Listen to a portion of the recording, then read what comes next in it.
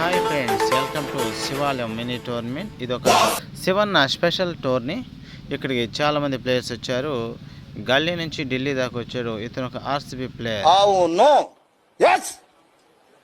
నేను రాత్రి అయితే ఆ తర్వాత ఇంకా శివన్న కోసం యూత్ ఎవరు కూడా ముందుకు రావట్లేదు. అందరు కూడా పెద్దవాళ్ళు పనిచేస్తున్నారు. ఇక ఎందుకులే అని చెప్పేసి శివన్న తన పనిని తానే చేసుకుంటున్నాడు. ఎవరిని నమ్ముకోడు, కానీ భవదీప్ మాత్రం నమ్ముతాడు. తర్వాత ఇక్కడ ఆర్సీబీ ప్లేయరు వెంట పడుతూ ఉన్నాడు శివన్నకి.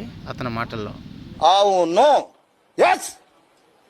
నేను రాత్రి అయితే మందు తాగుతాను. అది నా వ్యక్తిత్వం, నా వ్యక్తిగతంగా, నా పర్సనల్ మ్యాటర్. శివన్నకేమో ఆన్సర్ మీదే అసలు, కానీ శివన్న చేతే జిమ్మిస్తూ ఉంటాడు. అక్కడ నిలబడి చూస్తూ ఉంటాడు. ఇదిగో చిమ్ము, అదిగో చిమ్ము అంటానే ఉంటాడు, కానీ పని మాత్రం చేయడు. పక్కనే ప్రాక్టీస్ చేస్తూ ఉన్నారు ప్లేయర్స్. మరి కాసేపట్లో మినీ టోర్నీ జరగబోతూ ఉంది.